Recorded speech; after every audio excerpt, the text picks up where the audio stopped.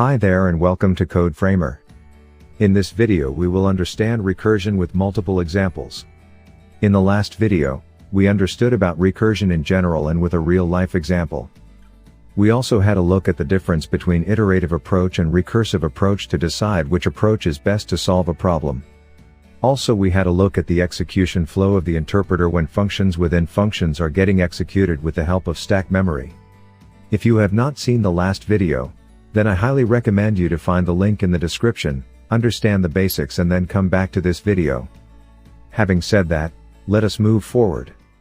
If you remember, in the last video, I showed you a pseudocode using which we can write a recursive function. In this video, let me show you the 3 steps, using which you can easily write and think about a recursive solution to any problem. A recursive function calls itself repeatedly, until a base condition is satisfied. Now here, a function is calling itself repeatedly, which means that this is an extremely dangerous operation to perform. It clearly has a potential to crash any application in a few seconds if the recursive calls go unlimited. So always remember to treat recursion with extreme caution when you are using it in any commercial applications. So now let us focus on the steps that we can use to completely avoid any bugs while writing recursive functions. If you follow these steps properly, then you can be absolutely confident about writing recursive functions. So to explain the steps to write recursive functions, let us use an example of a mathematical problem called factorial. If you do not know what is a factorial, then here is a quick explanation. A factorial is a product of all the positive integers, which are less than or equal to an integer, n. For example, factorial of 5 is 5 multiplied by 4 multiplied by 3, multiplied by 2, multiplied by 1. This results in 120. Which means that the factorial of integer 5 is 120. I hope that the meaning of factorial is clear. A factorial is represented by an exclamation mark after the integer. For example, if we want to write factorial of 5, then we can write 5, and then an exclamation mark. This notation was written by a French mathematician called Christian Cramp in the year 1808. We can calculate the factorial only for positive integers. And finally remember, that factorial of 0 is 1. And factorial of 1 is also 1.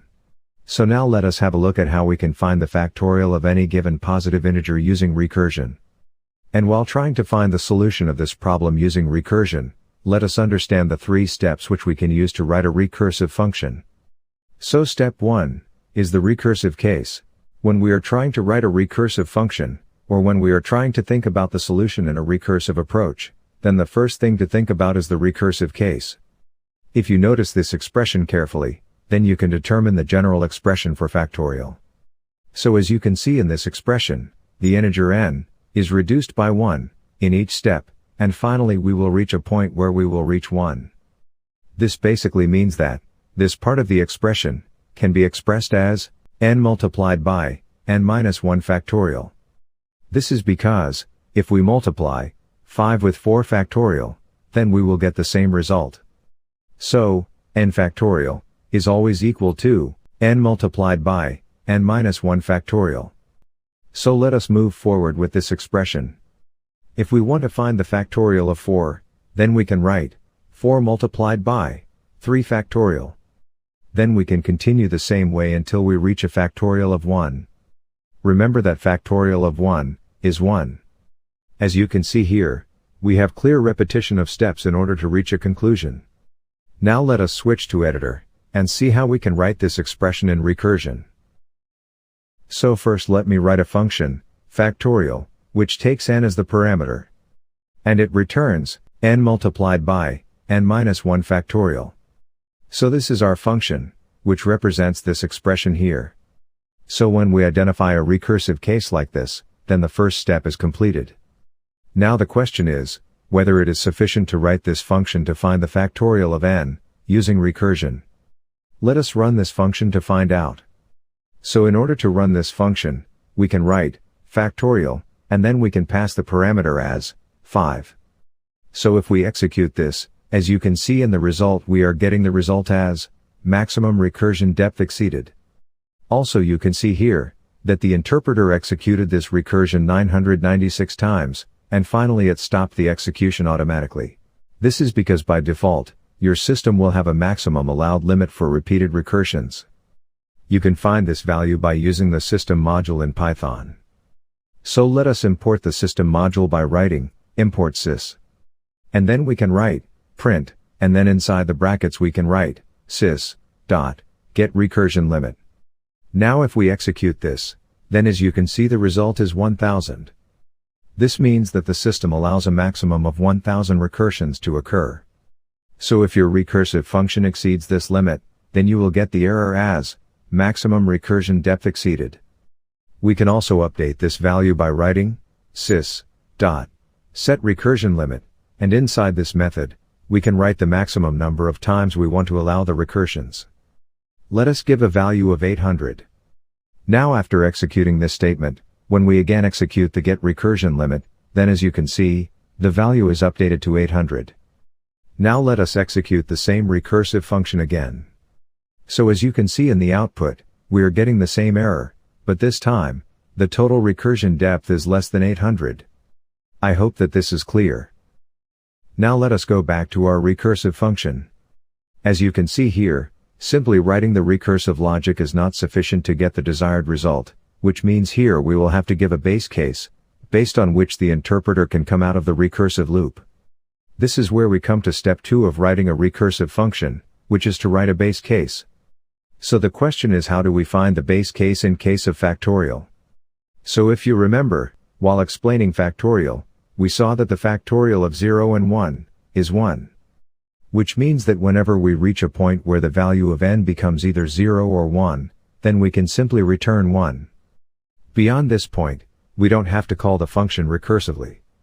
So whenever you are writing a recursive function, and when you are trying to find your base case, always ask this question: what is the point or condition, beyond which I wouldn't need to call the function recursively? Return the appropriate value from that point, so that the previous recursive calls can use this value to generate desired result. So in the case of factorial, when n reaches either 0 or 1, we will return 1, because mathematically the factorial of 0 or 1 is 1. So we can write if n in 0, 1, then return 1. And in the else block we can write our recursive block. Let us first execute this function and see the result, then afterwards, we will go through the execution step by step.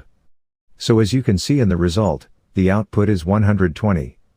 Similarly, if we change the input value to 4, then the output is 24. So the recursive function seems to be working fine. Now let us see how this function is working internally to get the desired result. When we execute the recursive function with the input value as 4, the value of variable n is set as 4 in the function. So first the if condition is executed, where it checks if the value of n is either 0 or 1. Since 4 is greater than 1, the execution goes to the else block. Here the value of n is 4, which is multiplied by the function call, with the input value as n-1, which is 3. So here, this execution will be moved to a stack, because once we receive the return value of factorial 3, then it has to process the result. After moving the execution to stack memory, the interpreter will execute the same function again, with the value of n as 3. So again the if block will get executed. Since 3 is greater than 1, the execution will move to the else block. Here the value of n will be 3 this time, and it will be multiplied by the function, with the input value as n-1, which is 2. As again we need to wait for the result of factorial 2, the interpreter will move this execution to stack memory, and then it will continue to execute the function again, now with the value of n as 2.